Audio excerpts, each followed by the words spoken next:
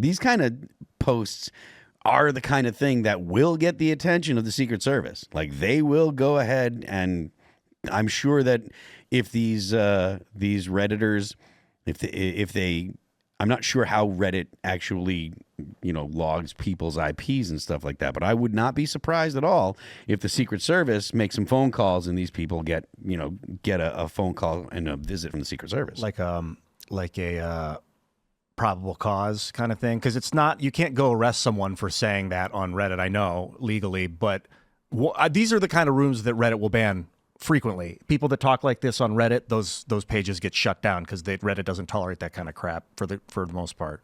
But you think it's reasonable for like the Secret Service or the FBI to put like a bug on someone's phone if they talk like this online? I'm not saying that it's reasonable. I'm saying that's what will happen. I'm not making a call about whether or not they should. I'm saying that they will. They have done that in the past. This is the kind of thing that will get their attention. I mean, 2 assassination attempts on the president, and then this online. You'd be stupid not to. And there are eye on the people. Constantly people that are saying they're things. arresting someone like every other day at DCA. Choose your weapon, trying to kill, and then choose your cabinet secretary. It's absolutely insane. But they're doxing like young kids, young boys, the pictures, their faces. But even too, I forget what media outlet it was, but they put out a long form article too. I think that was sort of the genesis of a lot of this.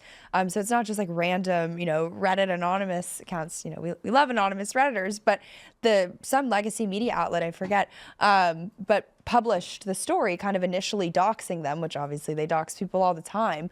But I think the mainstream media also has some blame for this too, right? They've turned the heat on Doge. First, they've made people think that Doge is like the evil authoritarian, like Jen Psaki was just saying, hostile takeover of the United States of America. So of course these people who've drank all the, democracy Kool-Aid, they can't foment like they were doing during the election season over, we must get Trump, we must get Trump. So now the next greatest enemy that they can go after, and that's probably more proximal, and I think like an actual entity that they think they can probably have a victory against, because in their eyes it's unconstitutional, it's extra legal, there's all the lawsuits going on right now.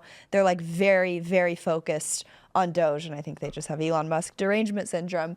Do you think that part of the reason why they're so focused on Doge is because Doge has been so quick to act and so successful?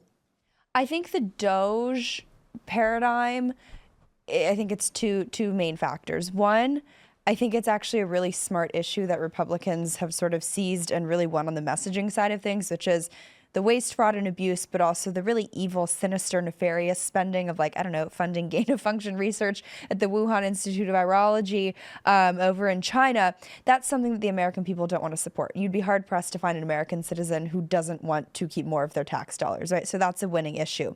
So they have to take it away from us somehow, and the way that they do it is by smearing, like what we were talking about before, this idea of the democracy playbook, the authoritarian playbook, where they have to sort of reorient Doge through the lens of, it's not actually about cutting government spending or saving you tax dollars. It's about giving Elon Musk and his super wealthy buddies, more government contracts or getting their tax cuts, which is, it's sort of, I think, the newfound iteration of, Republicans only represent the rich. They just want to get your tax cuts. And I reject that framing. I personally, again, the Elon Musk issue is complex and you can have that debate. But I think they have to put it in the category of, this man is an authoritarian. This man was not democratically elected, because it's such a winning issue for us.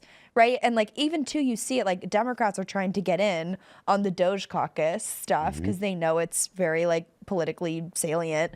But then the media is like, no, this is all a scam. It's all a racket to complete President Trump's authoritarian takeover.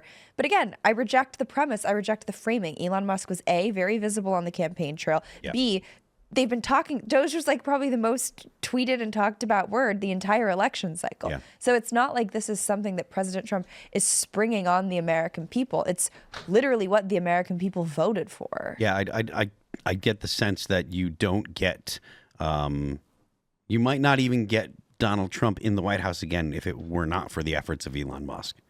I think that rationale is twofold.